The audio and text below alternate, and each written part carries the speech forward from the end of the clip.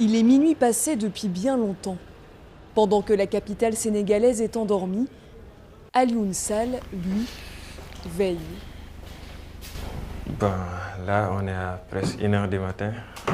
Et voilà, l'eau est revenue. Donc, on va remplir tout ce qu'on a comme bassin et utiliser ça pour la journée demain. Ça va venir là de 1 h à 5 h. C'est trop fatigant parce que j'ai commencé un peu à m'endormir là. Après, je me suis réveillé. Sinon, si on ne fait pas ça, c'est la cata, on n'aura pas d'eau. Depuis 4 mois, cet étudiant vit à la Médina, dans le centre de la capitale, avec un robinet à sec toute la journée. Pour lui, le Forum mondial de l'eau de Dakar n'apporte pas de réponse concrète. Je suis en colère, je ne sais pas si contre qui, contre l'État ou bien contre le distributeur, mais bon, on aurait bien aimé pouvoir utiliser l'eau tout le temps et sans avoir à se lever la nuit pour remplir les bassins. La population qui souffre le plus est un peu exclue de ce Forum mondial de l'eau. Si certains réussissent à se ravitailler en eau même s'il faut attendre tard dans la nuit, d'autres n'en ont quasiment jamais chez eux. C'est le cas de Seynabou Sall, qui depuis des années vit un calvaire. Cette habitante du quartier de Bentali, dans le centre de Dakar, est obligée d'aller racheter de l'eau à une centaine de mètres de sa maison. On arrive à remplir une dizaine de bassines dans la journée.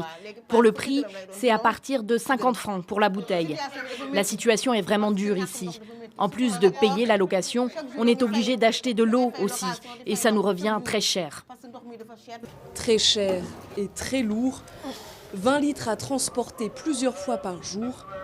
La famille, à bout de force et de nerfs, stocke ainsi des dizaines de bassines dans l'appartement. Je travaillais en tant que femme de ménage, mais j'ai été renvoyée car je suis tombée malade à cause de mes douleurs au dos. Ces douleurs, c'est parce que tous les jours, je parcourais une longue distance pour transporter de l'eau dans des bassines. C'est difficile à vivre.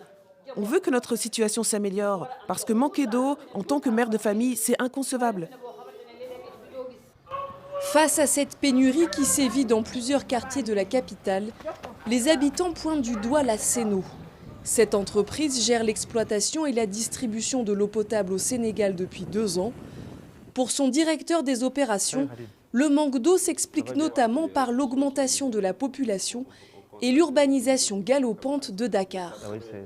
Dakar est une ville qui se construit encore, qui se construit dans tous les sens. Le réseau de distribution qui était là, qui a déjà quelques décennies d'existence, n'était très certainement pas dimensionné pour absorber l'évolution verticale de l'habitat. Mais avec la mise en service de la nouvelle usine de Keur Momar-Sarr 3, qui est en train de produire déjà 100 000 m3 d'eau par jour en attendant de doubler sa capacité, je pense que nous avons résorbé en grande partie ce déficit. L'entreprise compte aussi construire une usine de dessalement pour tenter d'étancher la soif de la capitale. En attendant, Alioune Sall boit son café, toujours au compte-gouttes.